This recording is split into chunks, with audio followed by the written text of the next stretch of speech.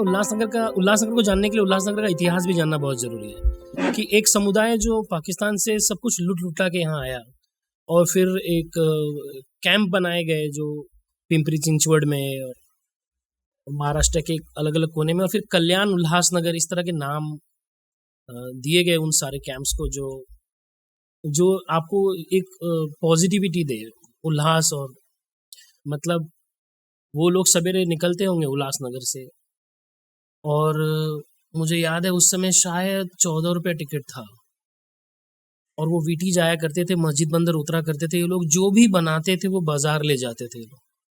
मतलब वो लड़कियों के बालों के बक्कल से लेके, रबर से लेके, पापड़ से अचार, मतलब जो भी वो लोग पाकिस्तान में रहते हुए जो उन्होंने सीखा था, मतलब जो धंधे का एक गुण था उनके पास, वो अपने सीने पर तमगे की तरह लगाए उन्होंने। उनके घर की औरतों ने, पूरा परिवार, क्योंकि एक पूरा जो जब समुदाय आया था तो पूरा एक जॉइंट फैमिली सिस्टम था। और ऐसा भी कहते हैं कि जो सरनेम भी उन्होंने बदला, वो किसी का एक नाम रहता है उसमें आनी लगता है, जैसे कृष्णानी है या रामानी है या तुरानी है। सिंधीज जो सिंध के लोग हैं, जो सिंध के मालिक हुआ करते थे। मतलब सिंध एक टाइम पे फ्लरिशिंग, सबसे ज्यादा अमीर सेंटर बोला जाए, हब बोला जाए बिजनेस का। तो वो जब यहाँ आए तो अपना सब कुछ लेके, कराची कैपिटल ये आया, तो वो जब यहाँ आए तो अपनी भाषा के साथ अपनी कल्चर भी लेके आए। तो उनके कल्चर में ये था कि आप हमको कहीं भी काट के गाड़ोगे ना, हम उग जाएंगे। अगर उनको बर्बाद होने के बाद भी उनको इस बात का दुख नहीं था कि हम बर्बाद हुए, वो फिर से खड़े हो गए। आप देख सकते हो कि आप फिल्म लाइन देखो, कोई भी लाइन देख लो, आपको सिंधी मिल ही जाएंगे आपको, जो उसमें शीर्ष पे बैठे होंगे बिजनेस के लाइन में। वो भले महाराष्ट्र हो या कहीं भी हो, दिल्ली हो या कहीं भी, मैं कलकत्ता में भी देखा है मैंने। तो ये लोगों, मुझे लगता है ये उल्लासनगर में एक जज्बे का नाम है कि अगर समझो कि हमारे पास रिसोर्सेस कम है और हम अगर टक्कर लेना चाह रहे हैं किसी चीज से, तो वो एक ऐसी चीज बनाते हैं जो उसी गुणवत्ता की हो लेकिन उसकी लागत कम हो। इसको सब लोग शायद मुझे लगता है डुप्लीकेट कहते थे, मैं इसको इस तरह से यूएसए कहते थे तभी।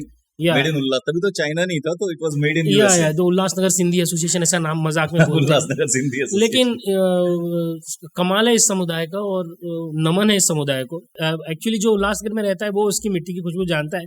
तो अधिकतर लोग, हम लोग जब चढ़ते थे उल्लासनगर की, अंबरनाथ से लोकल आएगी या बदलापुर से आएगी या करजत से आएगी, और फिर उल्लासनगर में चढ़ेंगे लोग, तो वो पूरा एक कल्चर हुआ करता है कि जब वो लोग आएंगे तो साथ में नाश्ता लेके आएंगे लोग, दाल पकवान खाने के लिए, और जिस तरह का वो कोकी लेकर आते थे, और सब हम लोग साथ में।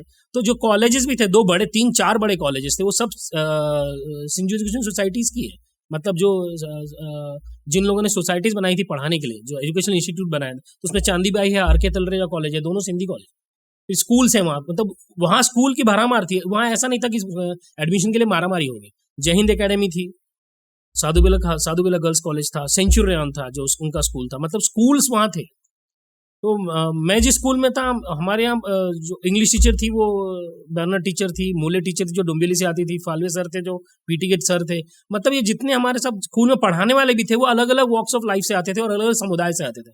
तो वहाँ ऐसा कुछ भी नहीं था। तो मुझे कभी भी ऐसा नहीं लगा कि मैं ऐसी जगह पढ़ रहा हूँ जो सिंधी स्कूल है या सिंधी है। उन्होंने कभी ऐसा महसूस नहीं। क्रॉस कल्चरल इन्फ्लुएंसेस का जो बॉम्बे का जो तभी का जो था, और तभी भी मराठी था। मतलब हमको ऑप्शन था कि you have to want to take Sindhi, you can take Devanagari Sindhi और मराठी। There was 2 option.